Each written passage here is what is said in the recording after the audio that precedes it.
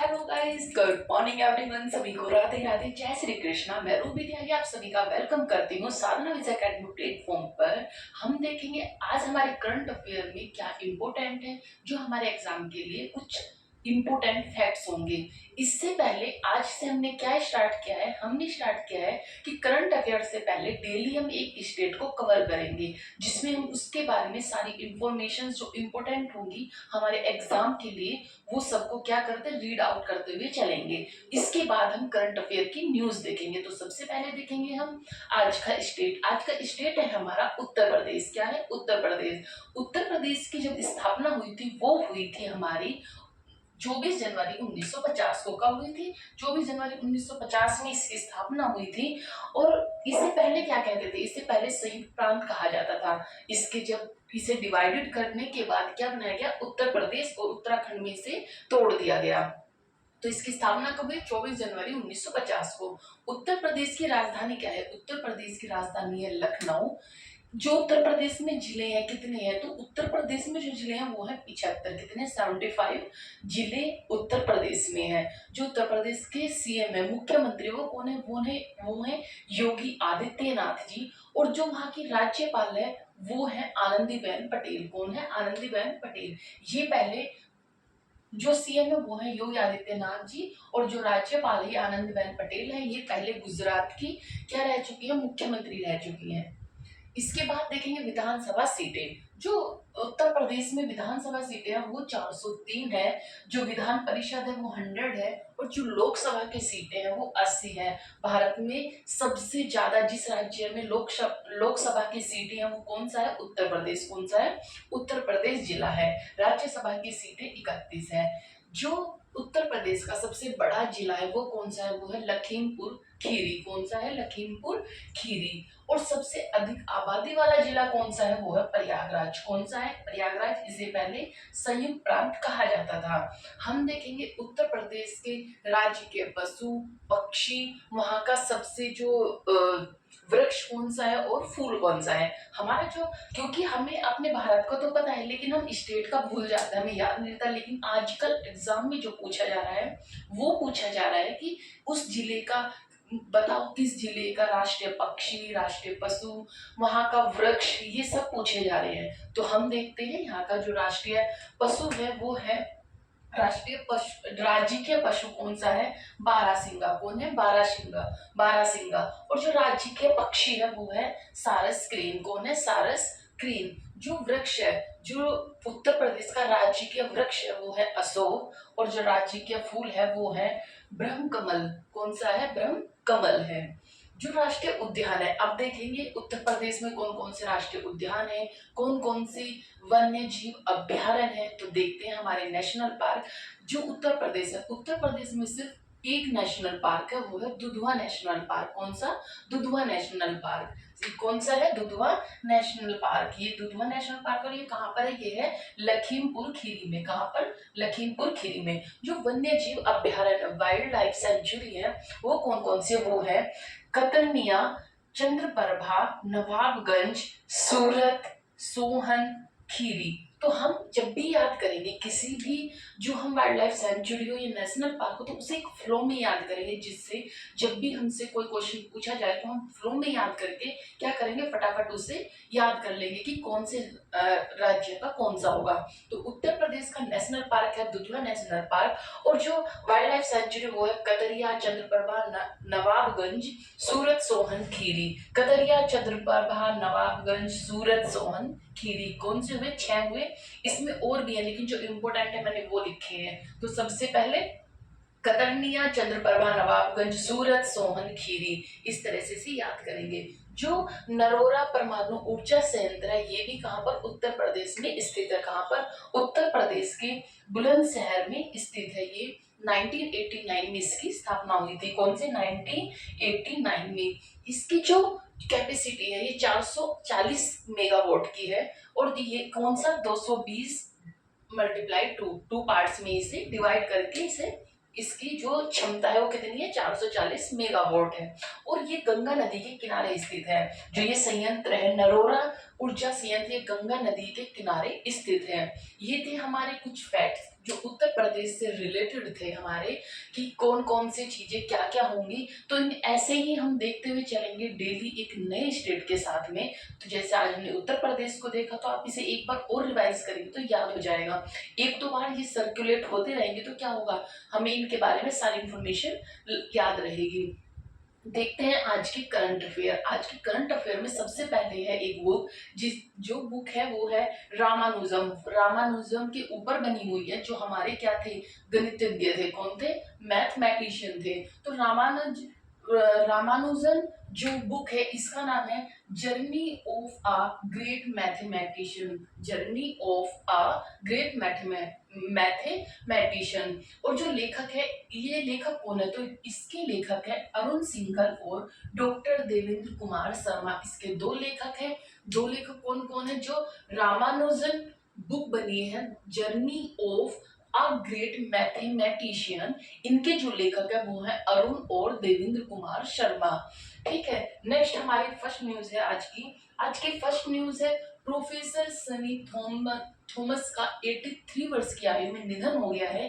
ये किस खेल से संबंधित थे, तो ये किस खेल से संबंधित थे, ये थे हमारे निशानेबाजी से। किससे, निशानेबाजी से। और इन्हें द्रोणाचार्य पुरस्कार से भी पुरस्कृत किया गया था। ये निशानेबाजी के कोच थे और इन्हें किससे सम्मानित किया गया था, द्रोणाचार्य पुरस्कार से।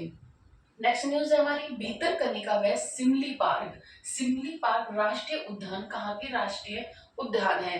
जो सिमली पार्क है, ये पहले वाइल्ड लाइफ सेंचुरी थी। क्या थी, वाइल्ड लाइफ सेंचुरी थी। अब ये क्या बन गई है, ये बना है उद्यान बना दिया गया है, इसे नेशनल पार्क बना दिया गया है। ये कहाँ पर है, ये उड़ीसा में है। उड़ीसा में अब दो नेशनल पार्क हो गए हैं। कौन कौन से, भीतरकनिका और सिमली पार्क। सिमली पार्क। और ये उड़ीसा के मयूरभंज में, कहां पर, मयूरभंज में स्थित है। और ये कब बना है, 24 अप्रैल को बनाया गया। 24 अप्रैल 2025 को, 2025 को इसे बनाया गया। और ये किस लिए फेमस है, तो यहाँ पर जो रहेंगे, जो रखे जाएंगे वो होंगे जंगली मैनिस्टिक बाघों के लिए। ये क्या बनाया गया है, घर बनाया गया है। और विश्व में ये सिर्फ एकमात्र घर है जो जंगली मैनिस्टिक बाघों के लिए बनाया गया है। तो ये काफी इंपोर्टेंट एग्जाम है, क्योंकि ये विश्व में सिर्फ एकमात्र एक घर है जो भारत में स्थित है। भारत के उड़ीसा के मयूरभंज में स्थित है। और ये किस लिए फेमस है, ये है जंगली मैनिस्टिक बाघों के लिए ये फेमस है। इससे आगे ये जो इसे मिलाकर भारत में 107 क्या हो गए हैं, नेशनल पार्क हो गए हैं। 107 नेशनल पार्क हो गए हैं। भारत में 107 नेशनल पार्क हो गए हैं। यहाँ पे क्या है, यहाँ पे जो बनाया गया है, इसमें क्या क्या इसकी खास चीजें हैं, तो जैसे इसमें एआई टावर लगाया गया है। कुछ जैसे फोर सेट संचारण के लिए सैटेलाइट लगाई गई है। तो ये सब चीजें क्या है, इसकी इम्पोर्टेंस है। जैसे 800 समथिंग का जो एरिया है वो सिर्फ इन टाइगर्स के लिए है। इससे आगे मतलब उसमें कोई भी व्यक्ति नहीं जा सकता, मनुष्य तो वहां प्रवेश नहीं है। इससे अलग 2700 समथिंग जो वर्ग एरिया है, वहां पर क्या होंगे, वहां पे आदिवासी रहेंगे और मनुष्य भी मतलब आ जा सकते हैं, थोड़ा बहुत गमन हो सकता है। इसका टारगेट क्या है, इसका टारगेट है 2036 तक 100 टाइगर की वहां पर कितने, कम से कम 100 टाइगर हो जाएं। तो ये इसका टारगेट है 2036 तक। अभी जो टाइगर है वो कितने हैं, वो 40 टाइगर हैं। कितने हैं, 40 टाइगर हैं। नेक्स्ट न्यूज है हमारे विश्व बैंक के सहयोग से पेंशन पर पहला अंतरराष्ट्रीय शोध सम्मेलन। जो शोध सम्मेलन हुआ है वो कहाँ हुआ है, तो ये हुआ है नई दिल्ली में। कहाँ पर, नई दिल्ली में। हाल ही में संयुक्त राष्ट्र महासभा ने अंतरराष्ट्रीय आशा दिवस मनाने की घोषणा की है। ये कब की है, तो ये की है 12 जुलाई को। कब, 12 जुलाई को। आई होप आपको ये समझ आया होगा। आप फटाफट इसका स्क्रीनशॉट ले लीजिए, देखते हैं। इसका स्क्रीनशॉट ले लीजिए, फिर आगे की न्यूज को कंटिन्यू करते हैं। ऑलराइट, आई होप आपका स्क्रीनशॉट हो गया होगा। नेक्स्ट क्लास में चलते हैं। नेक्स्ट न्यूज है हमारी हेनले एंड पार्टनर्स की न्यू वर्ल्ड वेल्थ रिपोर्ट के अनुसार दुनिया का सबसे महंगा शहर कौन सा बना है। तो सबसे महंगा शहर कौन सा बना है, तो ये इसका 4th संस्करण था न्यू वर्ल्ड वेल्थ रिपोर्ट का। कौन सा, न्यू वर्ल्ड वेल्थ रिपोर्ट का 4th संस्करण है। और ये है मोनाको। कौन है, मोनाको। यहाँ पर कम से कम 40% 40% जनसंख्या जो पॉपुलेशन है वो क्या है, करोड़पति है। 40%, 40% जो यहाँ की पॉपुलेशन है वो करोड़पति है। क्या है, करोड़पति है। इससे नेक्स्ट है मोनाको में, सोच सकते हो कि यहाँ का सबसे अमीर शहर है ये। यहाँ पे 40% से ज्यादा लोग क्या है, करोड़पति हैं। नेक्स्ट जो सेकंड नंबर पे आता होता है न्यूयॉर्क। कौन सा आता है, न्यूयॉर्क आता है। न्यूयॉर्क जो है ये हडसन नदी के किनारे, क्या है, हडसन नदी के किनारे स्थित है और इसे बिग एप्पल भी कहते हैं और इसे गगनचुंबी इमारतों का शहर भी कहा जाता है। क्या कहा जाता है, गगनचुंबी इमारतों का शहर कहा जाता है। और यहाँ पर जो ये न्यूयॉर्क है, यहाँ पर यूएनओ का हेडक्वार्टर भी है। तो क्या है ये, यूएनओ का हेडक्वार्टर कहाँ पर है, न्यूयॉर्क में। थर्ड नंबर पे आता है हांगकांग और फोर्थ पे आता है लंदन। फोर्थ पे क्या आता है, लंदन। फर्स्ट कौन सा हुआ, मोनाको। कौन सा, मोनाको फर्स्ट नंबर पर।